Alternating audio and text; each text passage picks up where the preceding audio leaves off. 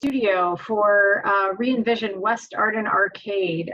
What we would be doing if we were in analog format is we'd be at a bunch of different tables working on different things, and you could just swing by each table and see what each designer has been working on and talk to them a little bit about what they've heard over the week or the last couple of days, and what we continue to work on. So I am watching our team feverishly pin things up on the wall, as it were, the white space, which we shared with you last night for those of you who were here. You'll see that we've advanced a little bit further, given the feedback that we've had, and continue to kind of refine our thoughts on what we can do in terms of the streets in the public realm. So without further ado, I am going to go ahead and share my screen, and you'll get a sense of what we'll go through for the afternoon and sort of the flow. Hopefully, can everyone see my screen? All right, I'm hoping, are you seeing the presentation like a whiteboard, a white space? Wonderful, okay, great. It's not showing me what screen is showing. So welcome to West Arden Arcade Open Studio. I'm gonna zoom in over here. Bear with me as we will need to zoom in on some of the products that we're working on. But in terms of the flow for today, we are going to go through a presentation at the top of the hour at 3 o'clock and then at 4 o'clock. So the idea is you can come on in and people might join us in the middle of this presentation, and then they'll have an opportunity to sit through it again. And then at 3 o'clock to 3:30 to 4, we'll have opportunity for questions and answers, and to hear additional feedback from you. If no one seems to be joining around the 4 o'clock hour, we can continue to talk and we can explore additional ideas with you as well. So a little free-flowing, like an open studio just should be. So again, I want to just give you a little sense of the project overview. We've talked about it before. A lot of you have been here for the meeting, so I won't dwell too much on this information, but just a reminder that this project was funded through Caltrans Sustainable Sustainable Communities Grant. So the county applied for and received a grant to be able to initiate this planning process, a 16-month planning process where we are exploring ideas for the public realm within West Arden Arcade, and particularly looking at our streets here and how we can make them more walkable, more bikeable, more comfortable really for all modes who need to access different destinations and flow through the area. And so that's kind of our charge. We are also looking at any type of potential economic redevelopment in the area from a land use perspective, and thinking through maybe some opportunity areas throughout the study area. Quickly, what I might do actually is pull over the project study area, just so we're all aware of where we're focused. And a reminder of what that looks like here on the PowerPoint here is on the west side, we're looking from Howe to the west to Watt on the east side, with the exception of a little bit to the east of the intersection around Arden Middle School and the development to the north there. And the northern extents of the project area are Cottage Way, and the southern extents are Northrop Avenue.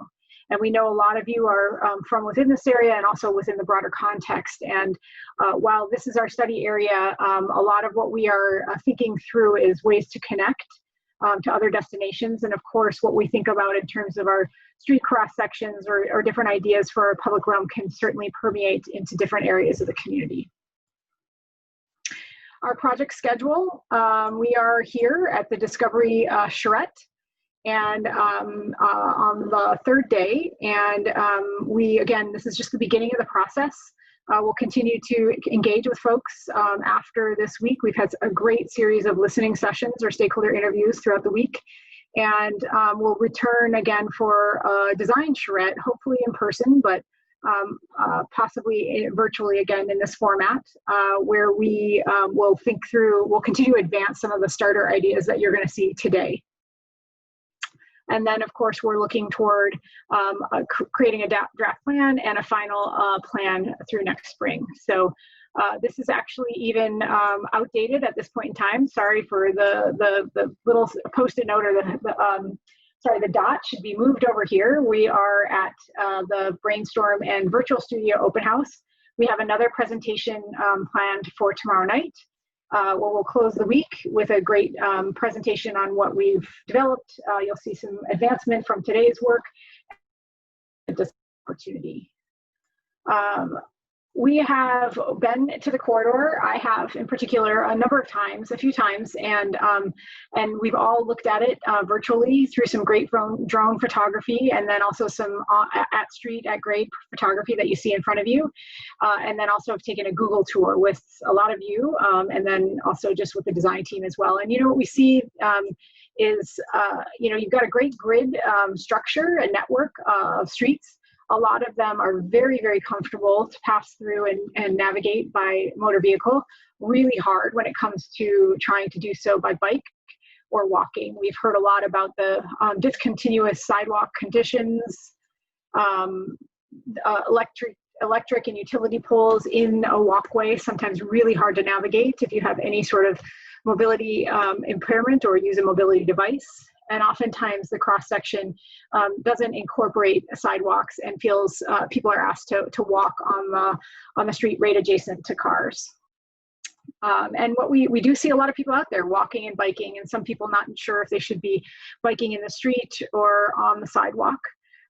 Crossing distances are pretty long. In some areas, we're crossing 7 lanes of traffic, and it's hard to do so for people who are able-bodied and with any sort of impairment. It's doubly as hard. We saw a number of people navigating with mobility devices, and folks who are really trusting the infrastructure, and making sure that for themselves, taking care of themselves, and really trying to navigate the space as a blind person. You can imagine it must be really challenging, and there's a lot of trust in the infrastructure that they need to have in order to navigate. And that's important to think about as we think about not only the people who are there, but the people who want to be there. And oftentimes people don't feel comfortable, but want to be able to navigate by walking or biking. And so being able to provide that opportunity is really important. We heard a lot of what we would say community values. We asked some questions about what people like and want to see preserved, and what do you dislike and want to see changed, and what is missing and want to see created. I'm not going to spend too much time on this because I really want to get into some of the design ideas, but we heard a lot about the importance of celebrating the diversity, that people want this to be a healthy and livable community, a walkable place for people to age in place as well, easily to access and safe access to school, a family-friendly area with a mix of opportunity of economic opportunities, and accessibility to other amenities within your community. So as we think about all that and on the comments that we've had, I'd say as a design team, we really were inspired by a lot of the feedback. And these are just some things that came to mind as we continued to talk as a group. Really creating a sense of community identity. And I think, that's oftentimes through convening in opportunities like this. So the process can create community buy-in. And it's also how we treat our streets. So what do they look like? That becomes a part of a community's identity, and that's what we're really focused on. That it feels cohesive. That as you move through the area, while the design treatments on different streets may look different, they all feel cohesive and they're part of a whole. And paramount from every conversation was the safety of people who navigate here in all modes. So keeping that front and center of our mind. Celebrating all aspects of the community. There's a great diversity of different types of people who call West Arden Arcade home, and it's important that we celebrate that and we listen to everyone who's here, and that influences what we're designing. And we heard in interesting conversations, in a number of conversations, there's a great history of the place that we are getting to learn more about as we've been here over the past week. And is there any way we can interpret that and tell the history of the place, but also look toward the future? And all of this is, really important aspects. And it could go on about additional, comments that I think are fundamental to our design approach, which is being environmentally friendly and sustainable and thinking about equity. So all of these come back to, again, the project goals around environmental sustainability and equity in transportation. So without further ado, I'm going to talk a little bit about our starter ideas, and then I'm going to hand it off to a couple of folks who will go around and talk about what they're working on. I'm going to zoom out a little bit. You can even see some folks. Motali here is working on adding some additional slides. So is Sarah from our design team. You can see on my screen here. So we're still working as this happens, but that's the nature of an open studio process. So wanted to just mention, as we think about our charge in working in your community and our project process. So we think of the community values are really what's driving some of the design ideas that we're developing here. And that's leading us to really what we would call a place-based network. So thinking of your streets, oftentimes we use the phrase path as place. And that is that a path, any kind of linear feature, a street, a road, a parkway, frankly, a trail, a highway even, that through its design and the way you would treat it in its detailing can be as comfortable and as memorable as a place. And that's what we really want to bring to our approach here from a street design perspective. We're also thinking through community destinations. We have a placeholder of what that may look like in the future, but when we think, we'll talk a little bit about the nodes that we're looking at and certain commercial pockets maybe. And so what are those community destinations? And that'll lead us to develop for the county and a way forward, which is a responsive implementation strategy. And the idea is really thinking about design ideas that could advance ideas right now, but then also into the future, help them through thinking of sequencing of projects, to think about the co-benefits for some of the additional work that they're doing around, housing. I know there's an environmental, there's the housing element going on and a lot of different efforts, but how can we remember that all of these things are going on right now and sort of strategize to work together on all those. So that's just a general sense of the project process that we're thinking of as the design team and how we're helping the county. So I'm going to we're going to dive into what we call starter ideas. I'll go ahead and fix that right now. And I'm going to hand it off to Ian to talk a little bit about our approach here. So Ian, do you want to take it away? Why, certainly. Hang on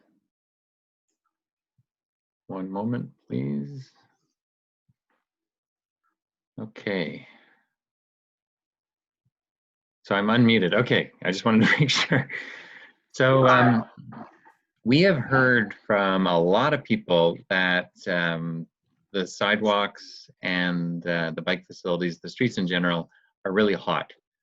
And we consider street trees and shade as part of the essential infrastructure of a place like this that's really hot. So here's just a few ideas about how street trees go in that fit legally within the right-of-way that can provide shade for people walking, waiting for the bus, or using bicycles. We can just scooch to the right a little bit. And so this is a framework street, and this is part of a set of design guidelines that we're working on. And the idea is to take sort of barren, hostile, sort of car-oriented corridors like the framework streets in the study area, and add medians and nice edges, particularly the edges, because that's where the people are, and plant trees. And so we're working on ways to get the soil right and get the dimensions right. And in this case, we've got a shared use path on the right side of the street and just a sidewalk on the other side. And both would be very comfortable with the street trees. And move over a little bit. That's the kind of thing we're thinking of. So the traffic volumes on the framework streets throughout the area are generally around 6,000 and above. There's a few exceptions, but mostly they're pretty busy streets. And so this is a federal guideline on how to pick the type of bike facility. So if you look on the left side of this, you'll see the volume, and it tells you what kind of bike facility you should use. So we're in the vicinity of the shared use path, like I just showed you, or a separated bike facility, which I'll show you in a moment. So that would be the go-to type of facility throughout the whole area. And here's an example of a similar street that Cindy and I worked on in another hot place in Florida. And you can see there's no street trees. It's just a 5-lane car conduit. And so on the right is the street where we're replacing it with. It's about to go to construction now, but there will be plenty of shade on the street and separated bike facilities and buffers between the moving traffic and the sidewalk. So much, much more comfortable street. Adds a lot of value to the neighborhood. So the next slide is a very preliminary analysis based on the traffic volumes that are on all the arterial streets or the framework streets, and the opportunities to find space. And the situation is that the rights of way have been consumed predominantly by motor vehicle interests at the expense of a lot of other populations. People who would like to walk, people who like to ride their bikes, all the transit community, lower income folks. So this is definitely an equity issue, and presently the streets are designed in an inequitable manner to reward longer trips, car trips, devaluing the community and disadvantaging anybody who's not driving a car, people who walk, bike, and so on. So this is a part of the environmental justice idea. And the purpose of this slide is to show the opportunity to go from however many lanes the street is today to what it could be. And for example, Alta Arden Expressway could be changed from a 5-lane to 3-lane street. And we're thinking it would be more like a parkway type feel. Some of the streets are, we're still working on, like Arden Way. It's a very busy street. It's 5 lanes today. So we're not sure what it can become yet, but a lot of the other ones are pretty straightforward that we could gain space by reallocating it away from motorists who have been dominating the use of the space to a more equitable outcome. So that's what that chart's about. And if we can move over a little bit, on the sides, we would like to make it very comfortable for people walking and cycling. And one idea that we had is to make it accessible for people who are blind or just partially sighted. And around the world, just not here, there's technology that's available to put in these tactile guide strips in sidewalks. And there's a simple vocabulary that people can detect with their feet or with their cane to tell them where to go so they stay safe. Where there's crossings, you can see the crossing on the left. In this case, you're coming out of an airport, and then you can cross and go left or right up, or you can continue across the street. At a bus stop, like on the right, you can have a kiosk with audible information or visual information for people who can see. So we can create much more equitable outcomes. And then this is another slide. You can see the lady standing on the tactile guide strip in the middle, and she's crossing to a transit facility. So the tactile guide guides her down to the warning. Now she knows she's at a street section. The push button is in a very predictable location just to her left. And then once she hears the audible signal, she knows she can go into the median where the transit facility is. And then if we keep scooching over, Cindy, if you could grow that little picture, I didn't have, I sort of mid-process there when you called on me. So this is a street that has a 100-foot right-of-way. It's in Texas. It's a very hot place as well. And we're, right now it has these anemic little sidewalks on the side, and the rest is just dedicated to motor vehicles. So what we're doing here is we're narrowing the motor vehicle realm to the 2 lanes in the middle. We're providing on-street parking, You can see the separated bike facilities just behind the parking, and then the sidewalks. There's a couple of important features here. Cindy's indicating the tactile guide, and that kind of tells you where it is in the sidewalk environment. It's parallel to what we call the furniture zone, where all the trees go. And this provides a really nice,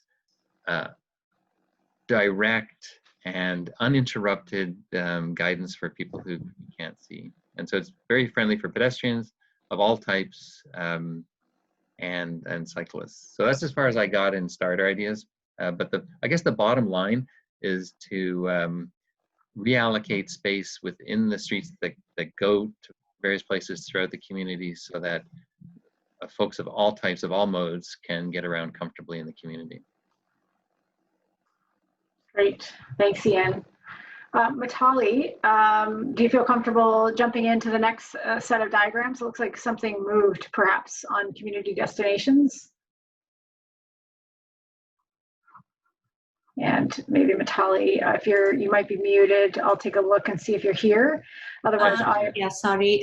Cindy, maybe you just want to refresh it, because I do see it on my screen, but I don't see it on yours. So.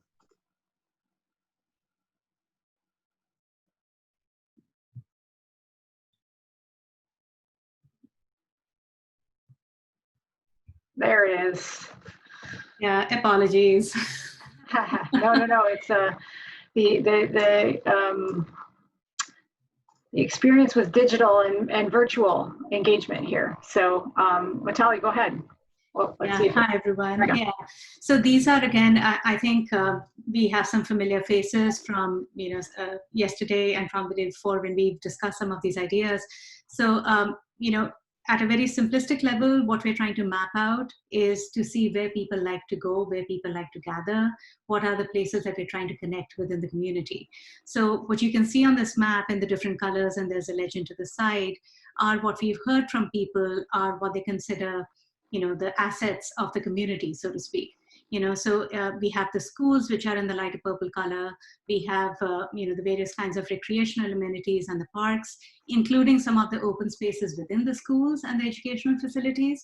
And we're also showing like other institutions and community destinations, such as healthcare centers, or in some cases, very popular, like health facilities such as the Kaiser. We've heard a lot about how important that is for the community, and also religious and other similar institutions.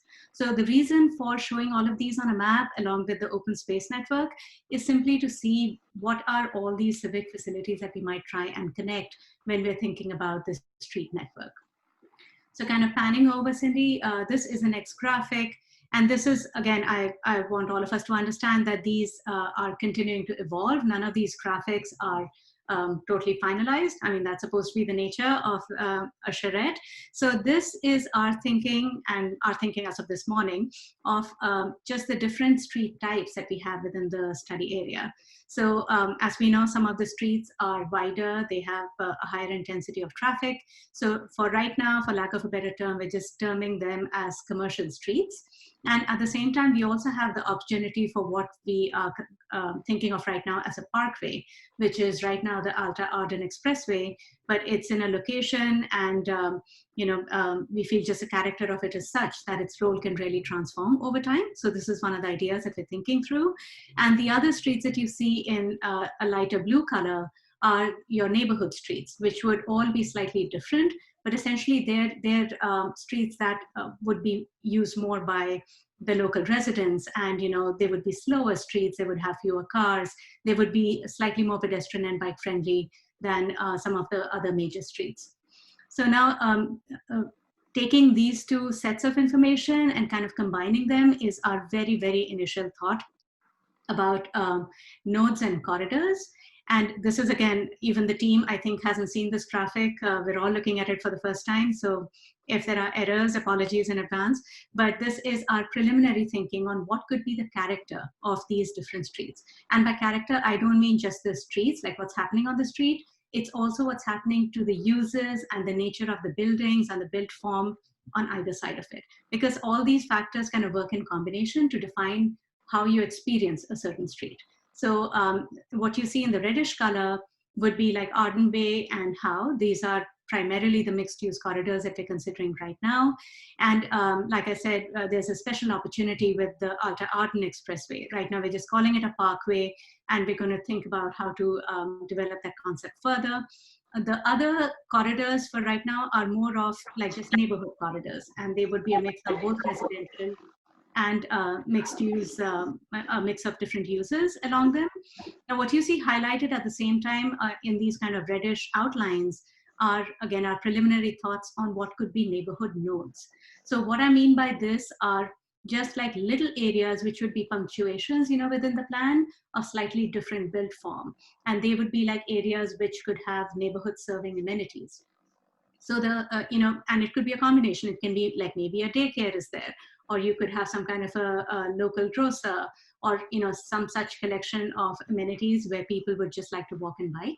And our intention behind trying to map all of Thanks, Mitali. One thing I also want to call out here on these graphics is you see. Cindy, you kind of broke up.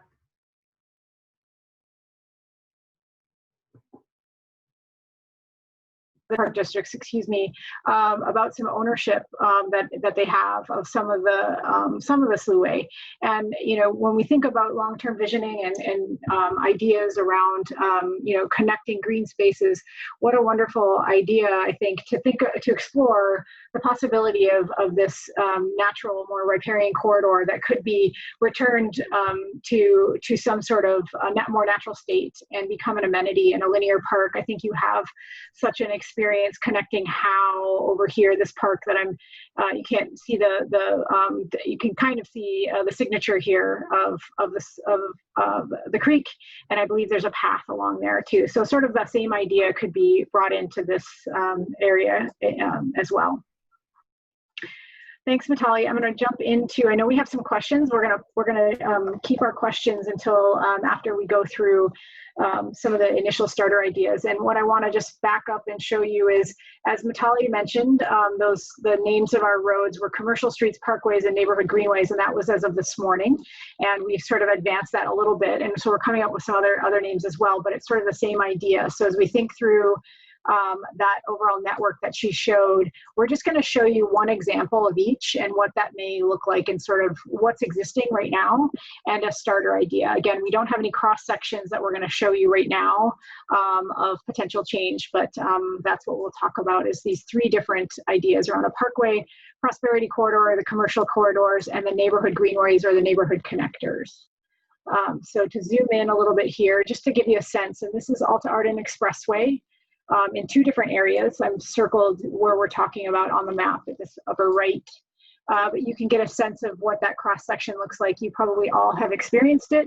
It's a lot of space, maybe more than 90%, maybe a little bit, is devoted to cars or motor vehicles. And so there's a real opportunity. It doesn't have to. Ian, can you remind me what the ADT was on here? Do you remember?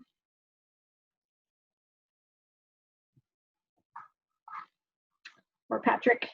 Anyway, I think it was around 6,000, and allows for us to really think through how we could repurpose some of the motor vehicle travel lanes for a more experience, a greater experience, a more enjoyable experience along the corridor. I've got my list of volumes here. What street was it again? Alta Arden Expressway. Yeah, it's only 17,500. Which is easily accommodated with a 3-lane street. Great. So, this is not, this is just an example of a project we've worked on in another location where we are encouraging a more of a parkway experience that is a really wonderful, generous trail along the edge. Potentially with plantings, and that could be grass, or it could be really great stormwater treatment opportunities, and then of course motor vehicle travel lanes, and potentially maybe a median in the middle, maybe not, and then another walking facility on the other side as we have different edge treatments. So here's another example of what that looked like. Again, there's many different ways to think about how to allocate that space. I believe we have, I'm sorry, going to pan back real quick, in one area east of Fulton, The right-of-way is about 85 to 85 feet. And west of there, it's 110. So generous space in some condition, in some part of the corridor that we can really think about a parkway opportunity here. I'll move down to our idea around prosperity corridors. So these are the commercial corridors that Matali mentioned, and I'm not going to call it every single one. This is particularly how. So I've circled it on the map here, but this is the existing cross section. Again, a really generous cross section from 105 at the maximum right of way to 79 at its minimum. But a lot of the space within that, again, devoted to motor vehicles. And in some instances, you can see the curb is not a flush curb. It's a rolled curb, or what we call a V curb. But this is, again, Ian showed this earlier, but a potential is to think through, the dimensions of this will have to fit obviously within the right of way. But, there are opportunities to maybe think about how we consider what's devoted to motor vehicle and what's devoted to other modes of travel, be it walking or biking. And some examples of how, this is a very wide, generous cross-section, but in some areas in a more urban environment, this can work.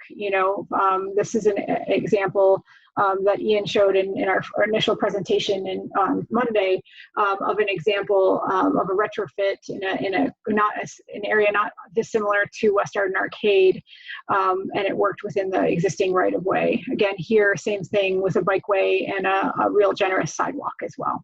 So some ideas we're exploring there. And then neighborhood connectors. These are the smaller streets. I'm going to quickly grab this and bring it down so we can all see it. This would be a street, say, like Bell, which is this corridor right here. Oops. And the existing right-of-way, between 57 to 60 feet. In some instances, there is a sidewalk on both sides. In most instances, there isn't, or it's just discontinuous.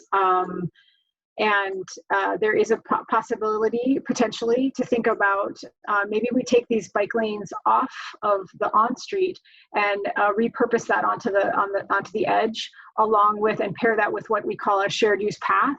And this is just an example of it in two different locations that runs along the travelway. Whether we have room for a buffer, obviously not this generous, most likely, but even at sidewalk level, even if this were a regular typical curb, you can see the envision potentially this shared use path could be just on that edge, not right at the edge, a little bit of a buffer between for sure, whether that's concrete or a widened area for any kind of signage, but also just a buffer from that edge could be considered. So a couple other things I just want to call our attention to, and I'll have Matali talk through the built form ideas here in a minute, but I'm going to go through some streetscapes. So as we think through, what are some interventions or some ideas that could be incorporated into the design overall concepts of the roads in certain areas, and potentially even, spot treatments for shorter term gain. There's different ideas that we're thinking about, and that is in certain areas, the importance of raised crossings. So in areas where you have a lot of driveway aprons. Right now, people are walking or navigating that area right in what we call the driveway apron area. The sidewalk is so close to this edge here that the sidewalk effectively becomes the driveway apron. And there's some ways to think through better design there, so that as people are coming into the space, as a car comes in, there's an opportunity to wait and look both directions. And really, in this instance, pedestrians have priority. This looks like another street here, but in essentially could be also a parking lot. We see this kind of treatment in a number of areas, and recommend it with pedestrians trying to navigate that area. Making it as simple and flat and comfortable for pedestrians is important. Raised intersections or tabled intersections are something to consider, perhaps around school crossings. and you know, high frequency areas where you have a lot of pedestrians going from you know, from the neighborhood into the school area. Mid-block crossings, you have some examples in the community. One right at the Kaiser Permanente property, and it has what we call a pedestrian refuge in the middle, but it only has one side of it. So there is, you know, this idea that the pedestrian refuge is really more comfortable if they feel really buffered from the motor vehicle traffic through some sort of vertical separation here. So this is an example of that. Just a graphic, but then also, you know, what that treatment actually looks like and can look like. You can make it a real wonderful street amenity as well. And that's also what, you know, pedestrian refuge islands at key intersections, or again, mid-block crossings could happen. So when we think about some of our cross sections at the intersections, right now, people are asked to navigate from one side to the other. I can't remember, Cameron, but you mentioned the length of timing on these, but it's rather fast to get through from side to side. And when we're talking about a 7-lane cross section to cross, you know, if you can't, there's often opportunities to incorporate a pedestrian refuge island in that crossing area, in that cross section toward the intersections. Some other opportunities around separated bikeways. We've talked about this in a lot in different meetings about the importance of really not only them feeling safe, but being safe. And oftentimes we work on projects where the bikeway is fully protected or separated from motor vehicle travel lanes. And that's an example you can see in this one on the upper left, where this is a pretty intensive corridor in an urban condition. And so we brought the bikeway up on a protected bikeway adjacent to the sidewalk. And you can see there's that a separation between the two here, even from a pedestrian and a bicycle perspective. And I know we've talked with some folks in different meetings about, you know, now that we have scooters in different areas, either personal scooters or scooter share, that's what these lanes are now becoming, not only bikes, but other sort of mobility devices that people are using. Clearly delineating the space is another thing, especially through intersections or what we call conflict points.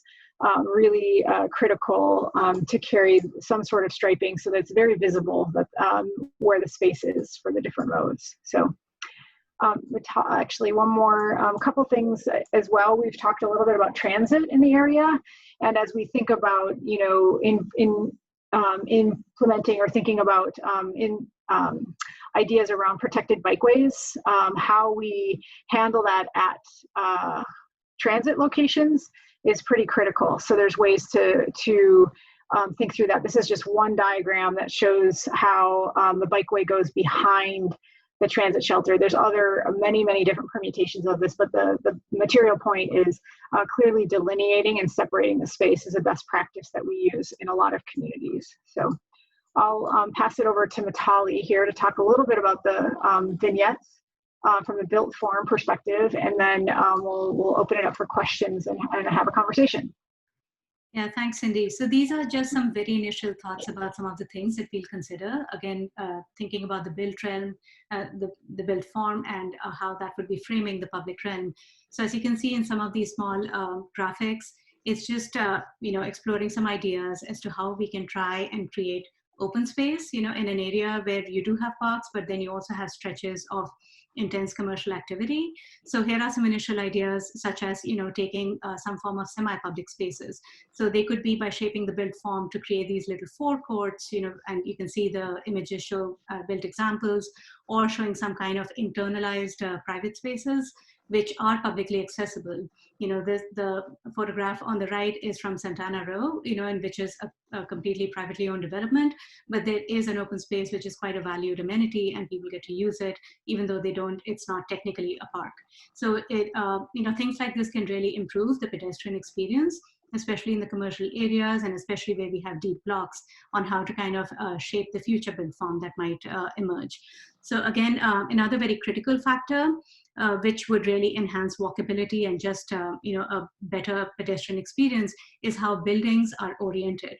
Like right now, when we have deep surface parking lots alongside streets, then the buildings are even beyond that, and there's nothing really looking onto the sidewalk, and that has a lot of impact in terms of just how safe a person feels, or just the experience of walking down a sidewalk.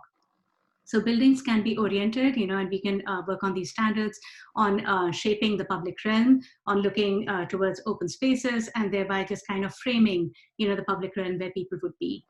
Moving on down, I think this would be something that can be really, really helpful for a lot of the parcels in our study area, is on how to kind of conceal the rather massive parking lots that we have. And they can be simple strategies, and you see that these are just screenshots from Google Earth, and they're all examples from, I think, mainly from Sacramento. So these are built examples. They do exist, and it just tells us that if someone has done it, then it's possible to replicate it. And these are just simple interventions of just shaping the buildings, and of, in some cases, not even using buildings, of using trellises or greenery to just shield the parking lots and to reduce the appearance of the asphalt, which is not a very pleasant pedestrian experience when you're walking on the sidewalk. So again, emphasizing the importance of greenery and trees, and just creating a continuous edge and a better pedestrian experience. Great, thanks, Mitali. And that is what we have to share with you at the Open Studio at this point in time. I'd love to open it up for conversation. And it looks like we've had some messages in the chat. And I will respond to some of those and maybe mention, let's see if I can, expand my view of who's on. And the first question is about, has anyone on the design team ridden a regional transit bus in this area? And Jennifer, that's a great question. No, I would say none of us have. And what have been your experiences? Do you want to share, or thoughts you have around that question? Sure. I just wanted to respond to the idea that people are not using RT bus because it's somehow not designed properly. And one of my main concerns is that it's just flat out dirty. And if I had any indication that RT, not to criticize, because everyone has hard work to do, and I respect the fact that they're running public transit. If I had any indication that the bus shelters were maintained at any level and that they were clean, or that the inside of the buses were clean, I would be much more likely to ride them, instead of just riding the bus when it's an absolute necessity, when my car is broken, or I just have to say it's worth looking at the actual buses you are talking about and the system that we have in place, even though I know there are some positives to it, definitely. Yeah, thanks, Jennifer. I think the other thing to think about is, as this area grows and we see new populations and additional population, what is the need for transit in the area, and how will it evolve itself? So nothing that we're talking about right now is getting into the details of the specifics of the transit shelters itself, but we don't want to preclude that in the design process. And I think that would be one of my greatest concerns, is that these are wonderful designs. The concepts are solid. I know there's so much that's good here. And for those of us who live here, there's a very deep concern that there's actual continuity, and that expensive plans and hard fought for plans will be implemented in a way that doesn't actually last and that doesn't reflect reality. So that's my biggest concern. I enjoy hearing this. I'm excited. It's very valuable. And the more reality we can put into this picture, the better. Mm-hmm. Mm-hmm. Thank you. I think you also mentioned, you had a question around street design coordination with stormwater, ditches, and drainage. That's near and dear to my heart as someone who's trained in landscape architecture. How we handle water is a critical part of design, and that takes an understanding of the subterranean conditions, when utilities are up for replacement, stuff like that. You know, it's definitely in our minds, even at a concept level, where that happens and how that happens. So, and when we get into some additional design ideas, which will really be the second shred, but we'll start, you know, kind of fleshing that out this week. But really thinking through, you know, how we're tying in or operate, you know, thinking about how that connection is with the drainage and handling it, so it's not something that is a challenge, is really, really important. I'd love to open it up to other questions from folks on the phone or any kind of reactions that you have to what you saw.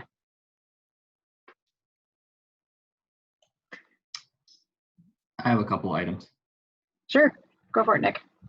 For the traffic, obviously there's a traffic study done to show the loading on the surface streets.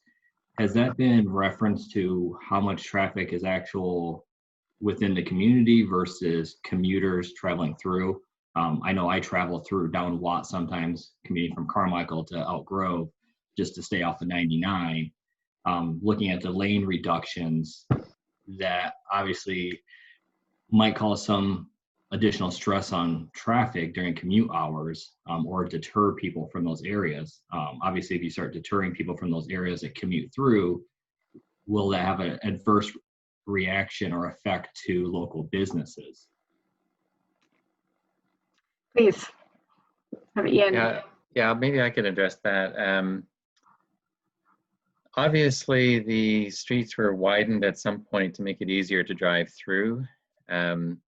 And clearly, just by walking out there, you can tell that there was little value placed on the needs of people who walk and cycle. And it's interesting that historically, my profession, traffic engineering, has obsessed about, you know, the peak hours, so that motors can drive quickly for that hour a day going into work and the hour or whatever coming home.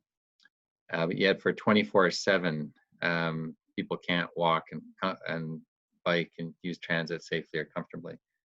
And when you look at the allocation of the space in the street, it's just not fair. It's just not equitable.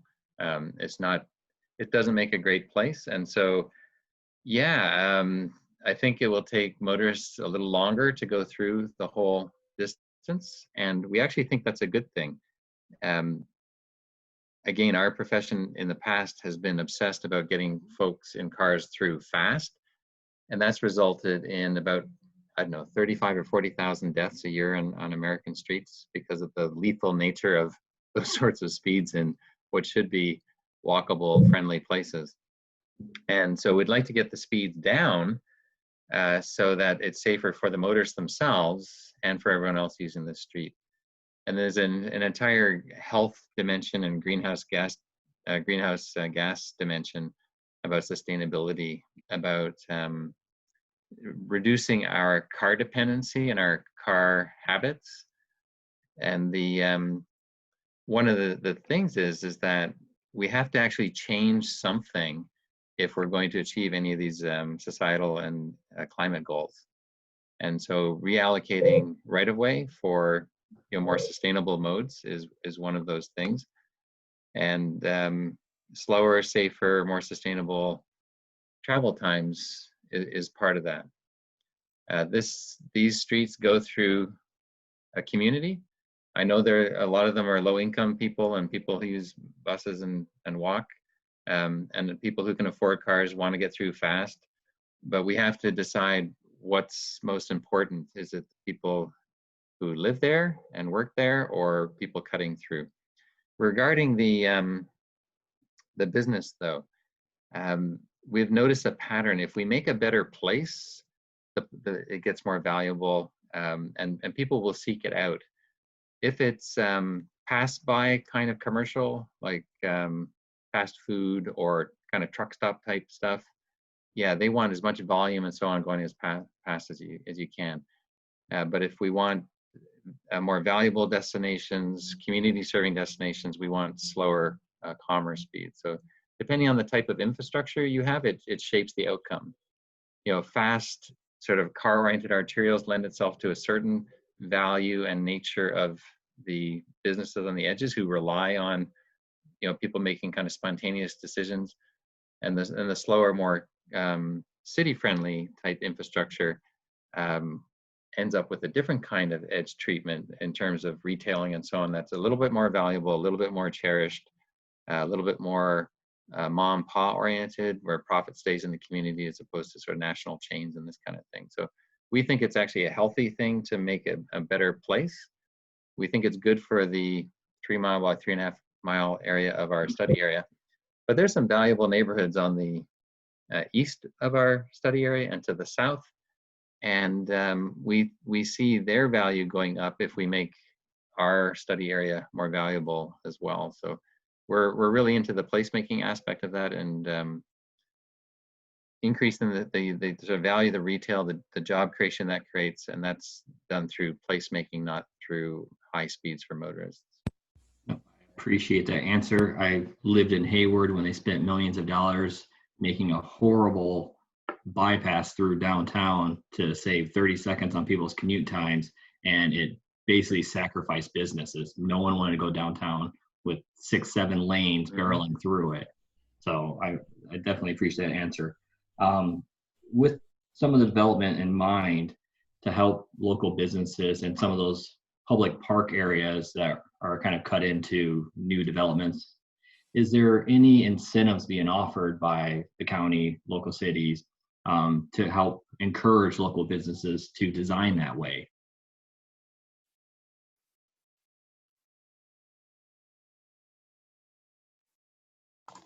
Sorry, was that Ian? Can you respond? Yeah, I'll start. So our firms, Opticos and Tool Design, we work on corridors and streets in cities all over the country. And by changing just the street itself to be more conducive to the sorts of aspirations that the community has, shapes land uses and decisions and outcomes without actually having to do private incentives and so forth for property owners. And we can show you a whole slew of before and after pictures of streets that we've just done the streetscape, and all sorts of things, good things happen on the edges in some very challenged situations. So I think that's probably the most important incentive, is to create a public realm which is conducive to a higher value environment.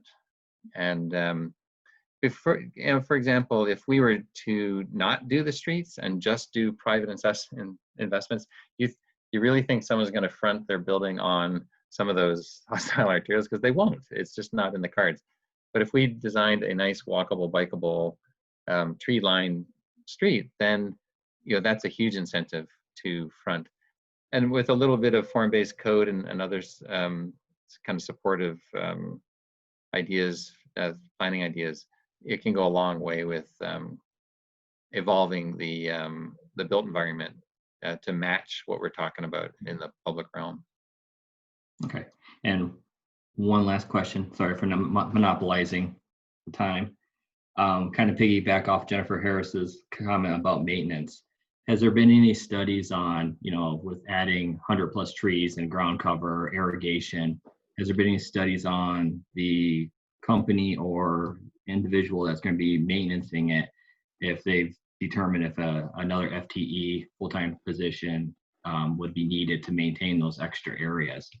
Because like was the concern earlier was, it'll look great for right now, but 5-10 years down the road, it gets neglected. Then you start getting dead patches, and homeless starts building into those dead patches and so forth.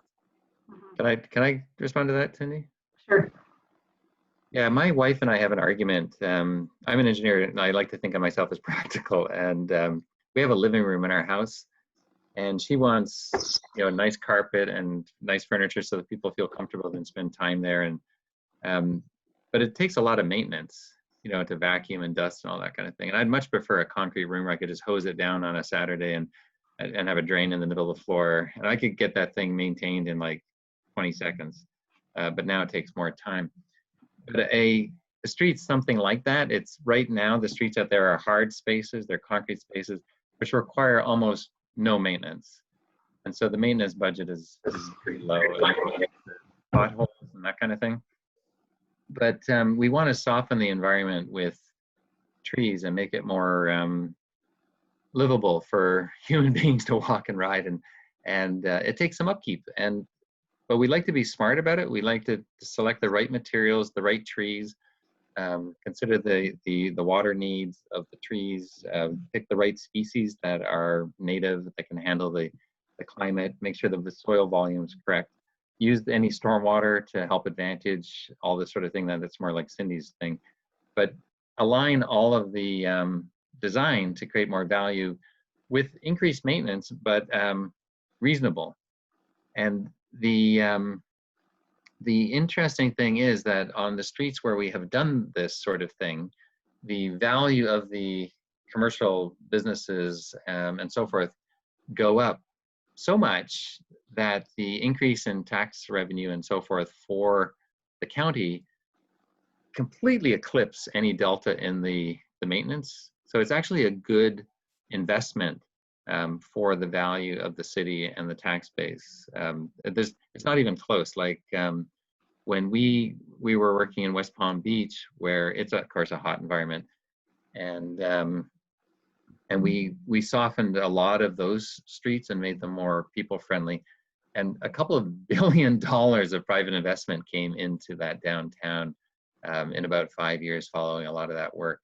In South Bend, we did the same thing, another challenged city and downtown where there was the focus was on having like no maintenance, but nobody likes to go in these hard environments. But we softened it up, and while our project was under construction, about $100 million of private investment came in, so more restaurants, so the city became more valuable, which more than pays for any change in the maintenance costs.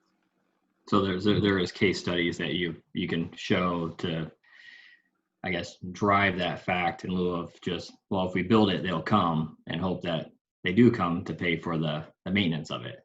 Yeah, in fact, it works both ways. As you rip out the street trees and neglect the walking and pedestrian, the cycling environment, the land uses diminish. As you speed up the streets, we've seen that in city after city, where particularly the arterials that my parents would talk about. This is where I used to go shopping, and the department stores were here, and there's the theater, and all of that's gone now. And what happened was the street environment was specialized for throughput and not about social and economic exchange. And it had a detrimental effect on the quality of life and the success of the businesses. And so it works both ways, as you kind of spoil the environment and the place. Yeah, sure, you don't want to maintain anything after that because you have no tax base left. So it works both ways. Okay. It is a great question, though. It's something that we get in a lot of different communities, and I think being smart about it and what's practical and maintainable is something that's, like Ian said, we try to be really smart about that in terms of our suggestions and our design solutions, so that it's not over the top types of maintenance from the beginning. There are a number of ways we've learned over the years how to handle that. So, and working with the county is, if this were to move into, as it does move into implementation, and when there's opportunities for different, segments to be constructed, there is the opportunity to think through a maintenance plan and what that really looks like. Great. There was a great comment. I'd like to just elevate this a little bit about, when we think about when there's a space available, thinking about the experience side of sidewalks is really important. So do they need to be, A to B? Can they be a little sinuous? And I think, in areas where we have opportunity to explore that, I think that's a great idea, especially around like a parkway experience. That's when you have a little bit more land, a little bit more to play with, and responding to sort of the experience is really, or what you want to encourage. So you're going past nice areas. You've given us some great examples to look at. Thank you, John, if I can say thank you for mentioning that. Any other comments or questions or things you want to look back at? We still have the white space, our pinup space available. I can zoom in to anything in particular and answer any questions you might have. one other aspect to that sinuous sidewalk comment is that in a mixed-use sidewalk, curves will slow down bike riders and make less of a problem between pedestrians and bike riders. So that's another reason why I suggested that. Yeah, and to that point, you know, what we try to do in terms of our design of a bikeway adjacent to a sidewalk, there's some really important details that you need to get right, as they are two linear systems next to each other. That's really important, how we clearly delineate in high volume, what we anticipate for high volume areas of pedestrians and cyclists. And then we often at intersections, we call those, again, often called conflict zones, or areas, mixing zones really actually is more what we call them. And so at that point, the most vulnerable user becomes your sort of design vehicle or object. So, you know, making it feel very comfortable for a pedestrian in that area. So the treatments there sort of give higher, the pedestrian is sort of the most, you slow down for the pedestrian. So it's another way to say it's a cue through design treatments. It's a cue for bicyclists to slow down and or dismount in certain areas as needed, so that there isn't that that conflict. So great point. Yeah, I'd like to add to that, Cindy. When we have a separated bike facility and a sidewalk, we even use a different material. We usually use kind of an asphalt kind of material for the, we call them micro-mobility lanes or bike facilities, because they include scooters and segways and hoverboards and whatnot. And on the sidewalk, we usually used a concrete brushed sidewalk with expansion joints. And it's just more comfortable to ride your scooter or your bicycle in the bike facility. And it's more comfortable to walk on the brushed concrete. So just through even just the materials that we choose, it helps keep the cyclists and so forth out of the way of the pedestrians. Yeah, here's a good example that Cindy just focused on. So, you know, this is pretty clearly some place that you would want to ride. And this is pretty clearly where you want to walk. And we always put the walking facility next to the amenity. So next to the homes or next to the businesses. And the bike facility always goes next to the street. If it's along a park or a waterway, you know, the pedestrians are next to the water and the cyclists are further away. And it's all about reducing the conflict, like you were suggesting. Even where the parking is for the micromobility and the bikes needs to be thought through for the same reason. You don't have to ride your bike across the sidewalk to the bike parking.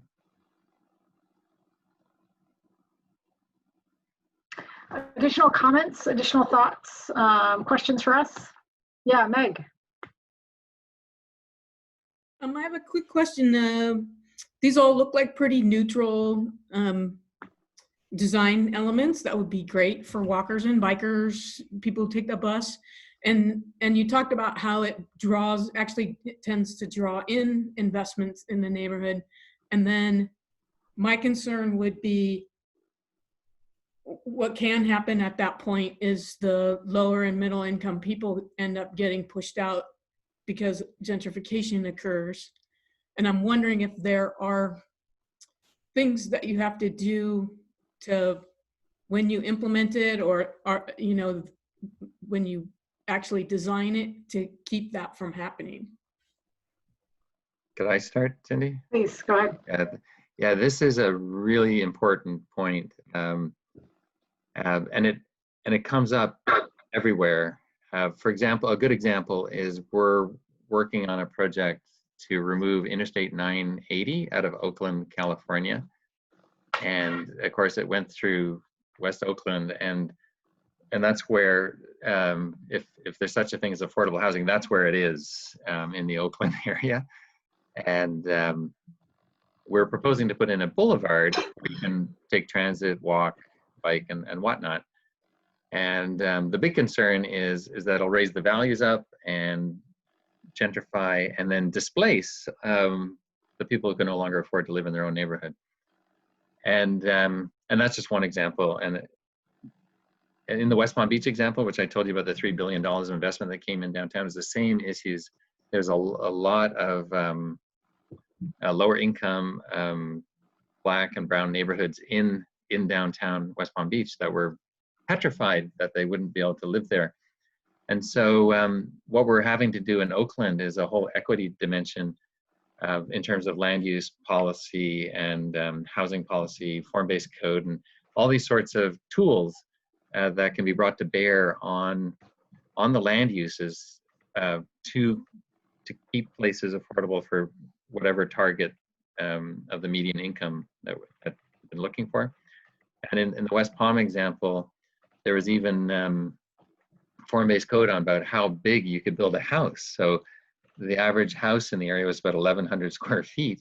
And so the form-based code said you couldn't build some of these McMansions on the lots. And so it kept the houses of an affordable size. So these are the sorts of things. And there's also what's called a Mayor's Renaissance Fund that we started there that help usually single mothers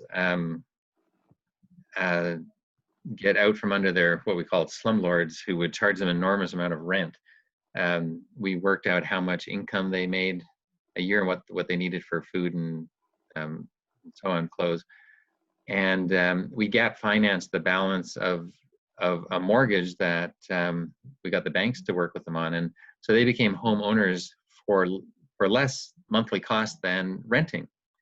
And then there were programs to teach people who are going through that program how to be homeowners, how to write checks and look after a house and all this kind of thing. And anyway, the bottom line is that you can't just do the things that raise the value. You actually have to do the social work, the homework on the land uses to ensure that you don't displace populations.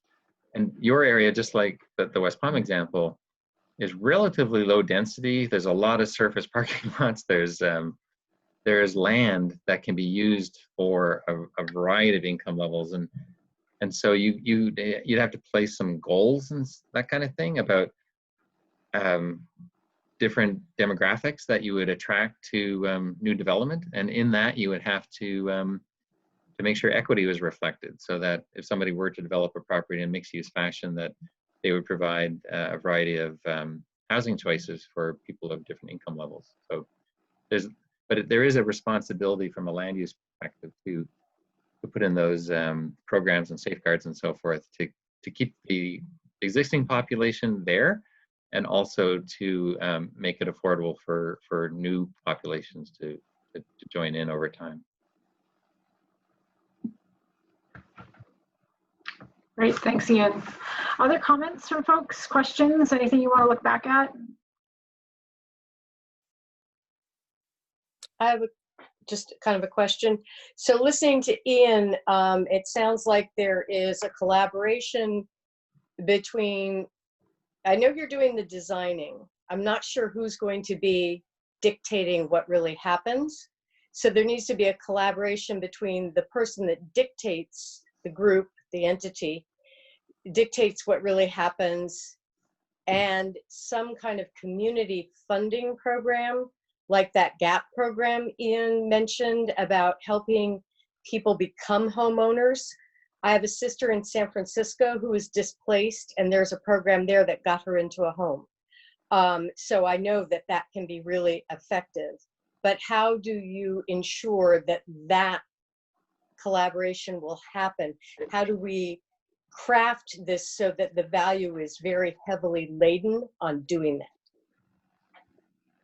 Again, maybe I'll start, Cindy, if you mind. Mm-hmm. Dictate's a pretty strong word.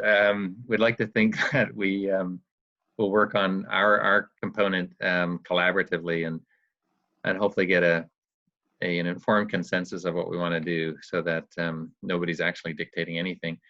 But with respect to the various programs, it's the county's got an environmental justice component and other programs, and we'll and I know they're aware of these sorts of things already. We won't be doing these programs as part of this project. This is a design project for mostly the streets and public realm, but that would be something that we would want the county to work on in parallel. Yeah, I might add, and then Christy, John, feel free to jump in, but one of the things we are charged with or really want to make sure happens is how we support the county in applying for and receiving additional grant opportunities or funding opportunities to see elements through to implementation, and what that looks like is still unknown. Again, we're at the very beginning of a visioning and a planning process, but ways we're already thinking about that right now as a design team for sure. And so making sure our as much as we are visionary, we're practical too. That's why my engineer brethren are here with us. Oftentimes urban designers can get a little up here in a vision, and it needs to be truth though, and that's why working hand in hand with our group is really important for it to be visionary yet grounded, and so it can lead to implementation. So Cindy, do you want me to add to that? I can add to that a little bit on the implementation side. Sure. Yep. Yeah, so one of the exciting things right now at the state level that's been happening is the California Strategic Growth Council has, they allocate up to $30 million grants for affordable housing. And so that's an opportunity with this project to look at, it's not just to help develop affordable housing units, but how does the active transportation and transit access network really build in with that and support that? So that's kind of, as Cindy and Ian are saying, kind of what are the next steps coming out of this, is that one of our strategies could look at how do we set up this area to actually help look at that and qualify for those funds. So there are kind of some good next steps around that we could think about too as part of the project. Thanks, Patrick. And John? Yeah. Yeah, I would just say this is why we hired you guys. You do such a fantastic job of validating everyone and really helping the county see the right direction. Interestingly, I was having a chat with one of the members, and they asked pretty much the same question as the question was asked by Meg. And I want to be a little bit honest and transparent here, because the question that was asked of me is, what has the county done when they've redeveloped other neighborhoods to make sure that displacement doesn't happen and make sure we're not gentrifying? And, transparency in government, to be blunt, I'm not sure the county has redeveloped many neighborhoods. This is, the county has tended to be an expanding suburban county, and we move to new neighborhoods, and that is why this effort is happening in West Arden Arcade right now. This is why we just looked at the environmental justice element and identified 4 communities, because we think they've been neglected, and we think there's a definite inequity. And so we are on this journey with you, but we know loud and clear through our professional training, through everything that's happening in the world right now, and through comments like yours, Meg, that we have to be on the lookout for gentrification. And, I can throw the buzzwords out, rising tide lifts all boats, et cetera, but we will be on alert for that. Tool's going to have some ideas for us in the final report. They've already shared some ideas. Part of this interfaces with that environmental justice element that we just completed, as well as with the housing element that's currently being updated. So for those of you that don't know, we have to update the housing element every 8 years and have that approved by state housing and community development. And so that process is currently happening right now by another, Christy Graba, who's the project manager for this project and on the call, she's in a supporting role, much like I am to Christy here, for the housing element. So that all comes out of the county long-range planning team, of which Christy and I are part of. And that is ongoing right now. And gentrification, as well as providing for that diverse choice of housing, is such a big topic right now. And I do think that that's where we have such an opportunity in Arden Arcade, because we know there's the income disparity there, but that's also an opportunity, because where there's income, there's a chance for reinvestment. And where there's, disparity, well, it's just like Ian and the consultant team said, there is lots of room in Arden Arcade to do really good, high quality, affordable housing. And when it's integrated in with the community and not a brick block, when it meets all the design guidelines and these standards that Ian and Cindy and the rest of the team are teaching the county about, it brings that vibrancy. And so I'm not going to claim that we're an expert in gentrification, but let me tell you, when we go to our professional conferences, the American Planning Association, this is topic number 1. And we are listening because we want to make sure it doesn't happen. So John, I'd like to add just something to what you and Patrick said about affordability. And if you're wealthy and you make, I don't know if you can see my hand, but this much income, the cost of owning and operating a car is a small portion of your take-home income. But if you are a low-income person, it's a huge proportion. And so if we can provide a walking, bikeable, transit-friendly place where you don't have to own a car, then you have a lot more take-home income to look after your house, you know, food, clothes, education, all these sorts of other sorts of things. And we'd much prefer people to spend their money on all of those sorts of things in the community rather than on a car or gasoline or something like that. Hi, my name is Christina. Sorry to cut you off. That was actually my question that John had answered. My name is Christina, and I'm from the University of San Francisco. I'm a public health graduate student in my second year, and I was actually here through Walk Sacramento, who I will be completing my preceptorship with.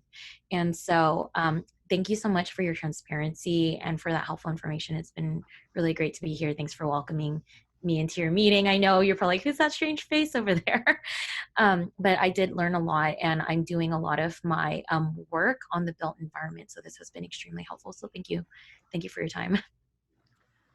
Thank you, Christina, for introducing yourselves. I'm sorry, I didn't see that your hand was raised, so I appreciate you jumping in and being here, and please stay engaged in this project as much as you can. I think the important thing is you know, there's people who are consider themselves right from the study area, but there are people from a broader area that have been engaged, and we would like to stay engaged because what we do here does impact and influences what's outside of the study area as well. So, thank you.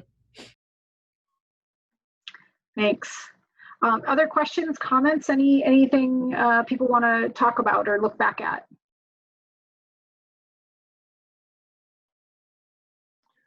Please, Jennifer. Yep, I just was curious. For me, it'd be really helpful in the process to know which Americans with Disabilities Act items are required, and then which items you're like, Ian, you mentioned the strip for wayfinding or for vision impaired pedestrians. So to me, it's really helpful as a just general public resident to understand when those things are mandated, and then when there may be some aspect of ADA design that's got some public input to it. Because I understand, you know, many years ago at, I think it was Watt and Arden, or maybe Watt and El Camino, which is outside the West Arden Arcade Square you're talking about, there was a specific sound that was selected specifically for the crossing signal for a blind resident, that somehow their particular dog was able to respond better to that little cuckoo sound or whatever the vocal signals are. But that kind of thing is interesting to me. If it's for the public like this, I really benefit from hearing when something is like, this is a done deal, this is already going to be done, but we do have some input here, or you don't have any input, this is the way it's going to be. That's a great question. I might jump in, and then I know you'll want to respond as well about you know, what we call ADA compliance. You know, a lot of the work is actually guidance. Some of it is law, like you said, and it's important to, as we think about upgrading, what we like to do or think about it is, while these are things we want to meet, we want to go above and beyond when possible in having a lot of experience. I've led different workshops with Access Board and different ADA groups to really learn from them and what feels good and comfortable, everything from the slope grades that slope across cross grades, like I was talking about the driveway aprons. And what I would say is, I just want to mention that sometimes people don't like the materials that are chosen around that. So the truncated domes are one for some folks, the yellow looking. So you can see in some instances we have other types of that type of material or other materials that can work. So Ian showed some examples of what we call linear tactile strips. And they come in many different forms. Some are in brick form, some are in, this inlay form that he showed, some are embossed. There's just many different ways. So I'd say the community has a voice when you get into the design and the detailing of that project. In that sort of material selection, often we work with communities around that. In terms of best practices, that's and the law, we want to of course meet that, and then hopefully go beyond. But again, the type of material that can be chosen is sometimes a fun design process. Yeah, I'd love to add to, we're celebrating this, what is it, 30th anniversary now of the Americans with Disability Act, and it really started out for access to public buildings, and the stairs, the elevators, and it got into the door handles, all sorts of things to make it easier for people. And we call it something we call universal design or barrier-free design. And later on, it got into the public realm with the streets, but there's still a lot more that could be done. It's a fairly small amount of guidance that's out there, and it's not difficult to exceed it. Even just the design of the what we call the furniture zone, where the trees and the signs and so forth are next to the clear sidewalk. If you have a visual disability, a lot of times you want to follow the building edge, but if there's no building edge, or if it's filled up with tables and whatnot, making a nice furniture zone edge can be very helpful. And if you want to go even further, you can put in one of these tactile guide strips. So there's all of these gradations of things we can do just through a smart designs, and it doesn't cost any more really for most of it. It's just thinking to be more inclusive and changing the design accordingly.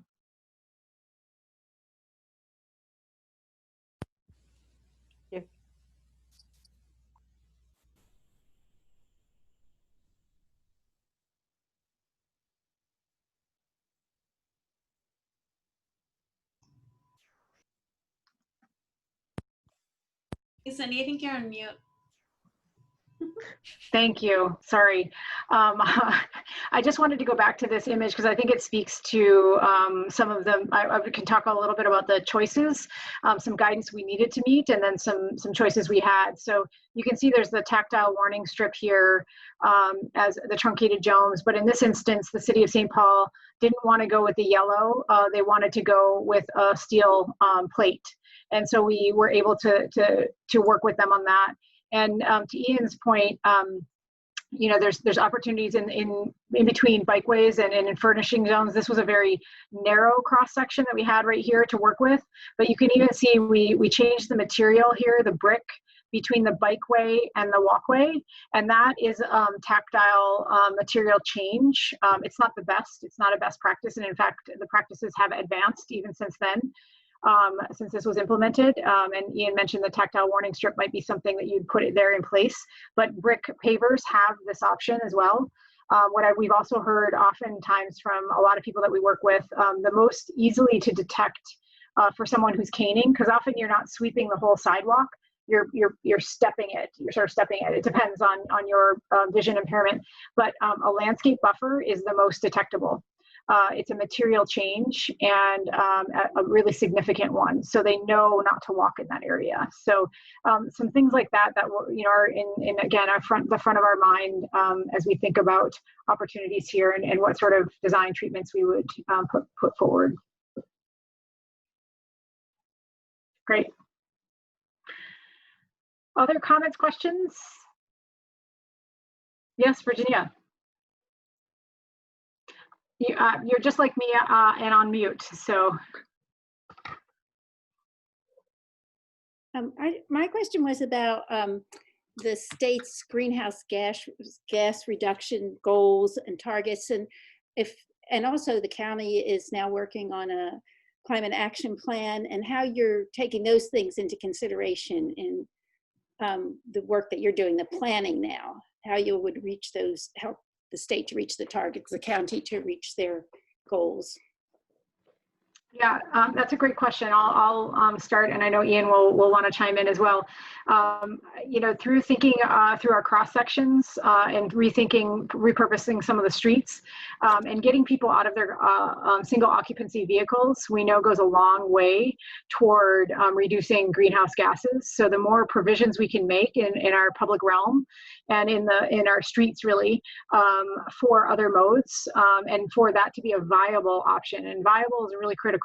It needs to be a viable option for people to feel comfortable and safe and connected to where they need to get to. So that's a part of our charge. We know we're not looking specifically at what our interventions, how they will effectively get to any kind of reductions. I believe, Christy, correct me if I'm wrong, that is something you are looking at in this planning process, but that was internal, or is that separate?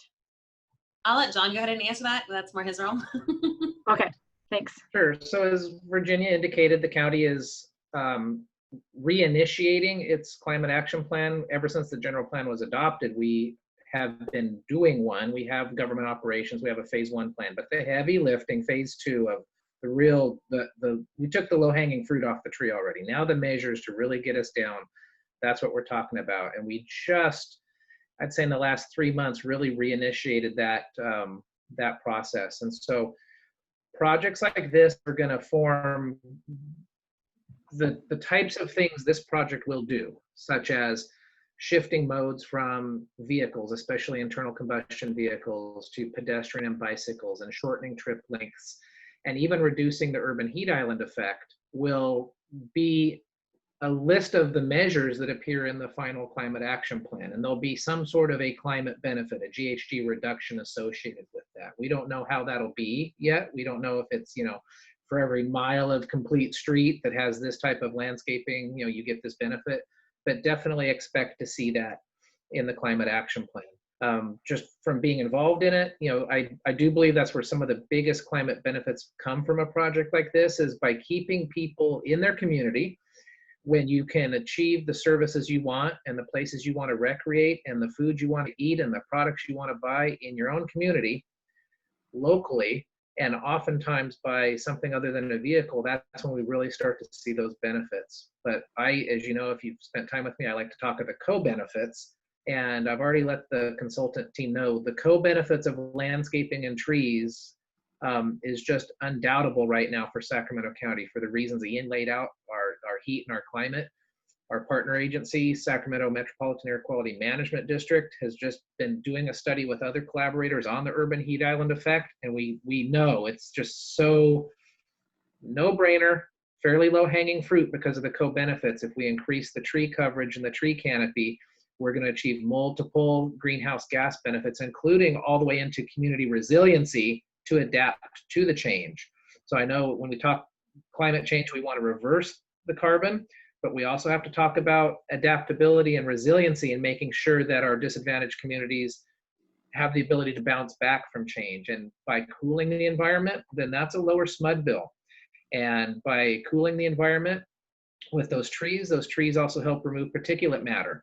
And so if that helps someone with a pre-existing health condition live a healthier life, that's bonus. If that person with the health condition is uninsured and no longer has to seek service at the county clinic, that saves us all money. And so that's kind of the narrative we use. And then John's selling point, I want to say, we all here at the county have proven we can work pretty effectively from home. This team has pulled this off from home, and I plan on calling it the 25%, and I'm going to be asking for SMUD and Sacramento County to commit to 25% telecommuting when things go, quote, back to normal.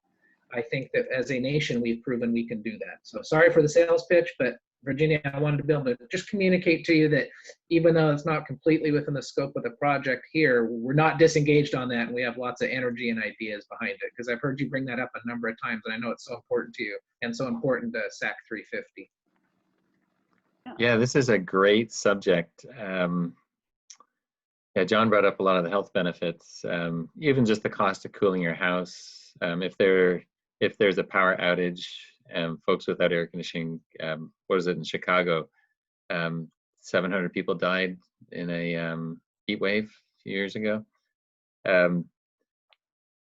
In the past, it was thought if you made it easier for people to drive their cars, it would reduce carbon. Like if you just fought congestion and made it really easy to drive at any time of the day, that greenhouse gases would be reduced. And and that argument, of course, is false. And the state of California is in a leadership position, moving away from that kind of thinking towards reducing what's called vehicle miles traveled. And that's a much smarter, much more sustainable metric to look at.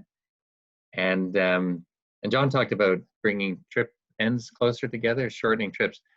And let's assume for a moment in West Arden Arcade that everyone still uses the same modes they use today, just for this this point. But the average trip length shrunk by 20%, let's say, just because you got land uses closer together that people need on a routine basis. So that means that the average trip goes through 20% fewer intersections. And so that if you did a count, all else being equal, the volume at any particular intersection would be 20% less. So you have the exact same number of car trips, but 20% less traffic. So trips and traffic and traffic volume are different. Traffic volume has a big relationship to how long the trip lengths are, because people go through so many more intersections. So when you think about vehicle miles traveled reduction, trip length is absolutely key, and it has to do with how the network is designed and also with land use planning. And somebody once said that the best transportation plan for cities is often their land use plan, and that's why they said that. Now, on the other hand, you want, in West Arden Arcade, you want more trips. You want more shopping trips, cultural trips, tourist trips, recreational trips, trips to friends' places. And so this creates what we call vibrancy, is all this trip making. But you want those trips to be short, and you want them to be walkable and bikeable, so they don't contribute to the the car dependency problem. So it's a function of the mode shift, the number of trips, and the trip length. And if you work it smartly, like we're proposing, you can actually reduce the VMT, the vehicle miles traveled, while increasing your population and your economy and your trip making, if you can get the mode to shift and the trip length to shrink. And so that's what we're really focused on, to reduce the greenhouse gases and get all these co-benefits that John was talking about. Thank you.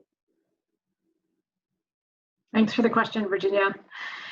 Anyone else have questions, want to go through anything in particular that we talked about?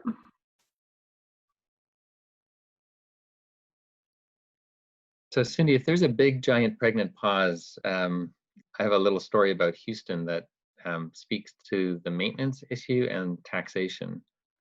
But I won't share it unless, because people may have more important things to talk about.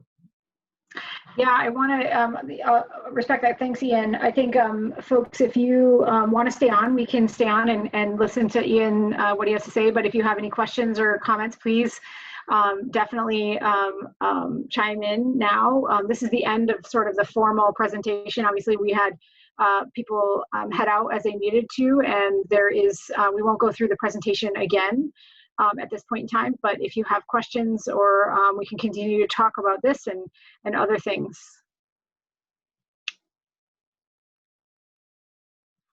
All right, Ian.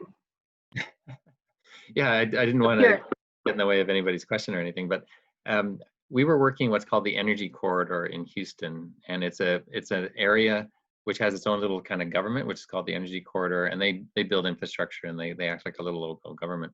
And it's where the oil companies are headquartered.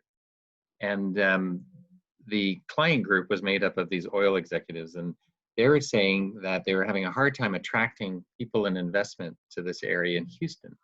And they're wondering what was wrong with the place. And it was because it was so car oriented. They had giant super blocks, and so the few streets they had were inundated with traffic. And so we started doing a plan for them, and it included making complete streets where you could walk and bike comfortably, trails, increased transit, and these kinds of things. And the client team came back halfway through for what we call a pinup, to kind of see what we were doing. And the head of the consortium, or the client group, came and looked at all what we were doing, and he goes, no, no, no, no, no.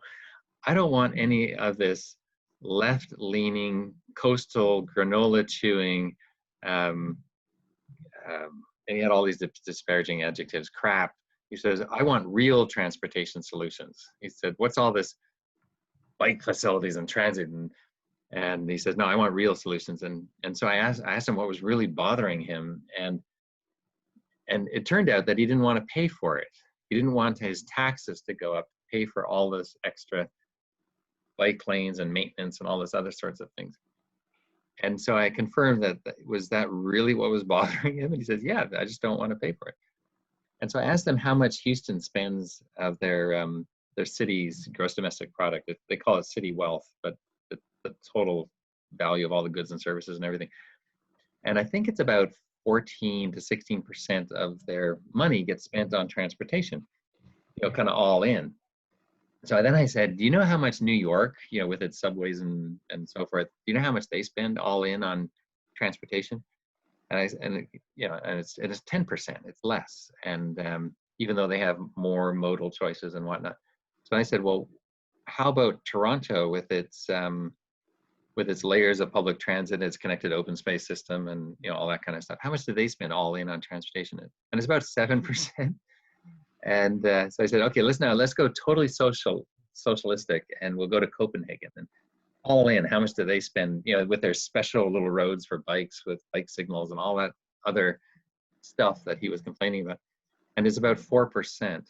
And so I said, the conclusion is, if you continue to just spend money on automobile infrastructure and levels of service, that's the most expensive way to provide transportation in the history of the world in cities.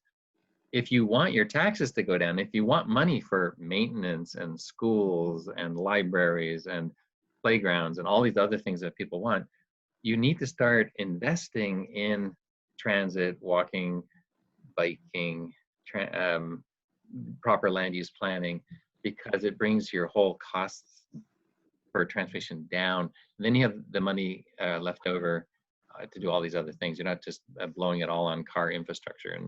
And so this guy was like just dumbfounded. He thought it was the other way around, that you had to do both. You had to make everything great for the motorist and do all this other stuff. But you don't. And then Toronto and Copenhagen, all those other cities prove that. And so he went and turned to his buddies who were on the leadership client group and said, well, and they're all guys, no diversity there. So he said, gentlemen, it looks like we're going to be building a shit ton of transit and bike lanes and trails. And so he was actually serious. He wanted to get his taxes down, and he figured out that the best cities in the world, this is how they do it. They actually do all this other cool stuff to do it. So I thought that was a good story to share. Thanks, Ian. All right. Well, I think we have the majority of folks here have left for the afternoon. And so I think we'll conclude the open studio for this evening, unless anyone has any final parting thoughts that they want to leave us with as we head toward tomorrow and charrette number 2 in October. I don't know how to raise the hand, but Ian, I did appreciate that story, because I've not been involved in anything like this before, and I don't really understand who the players are and how it works. And so it's nice to hear those kind of stories about how you were able to point out, those carbon neutral and actually healthier ways, reduce taxes for people that are afraid of that. Because I don't know if everybody else is in the know about this, but I'm brand new. So I appreciated that story very much. Thank you. Yeah, it was quite an epiphany for that fellow, by the way. But it's helpful to know for people that are concerned and they're just jumping in and don't know how any of this works, but they're worried about how they're going to live here, or what it will do. Good point. So thank you. Yeah. And Nora, thank you for being here. I think those are, it's a tough space to navigate as you get more involved in public engagement. But what we know is the more open and transparent the process is, the more it allows for people to understand how this process works and then the future processes work. So please stay involved. Bring 10 of your neighbors and or 10 of your best friends or whomever from the area or around the context. We'd love to see you stay engaged, and likewise to everyone who's on the phone, thank you for your time. Again, we'll be here and have a public presentation tomorrow night and closing question and answer, and then give you some ideas about what we'll be doing in the next SHRET, which is in October. So thanks so much for your time and energy and all your great thoughts. Have a great evening.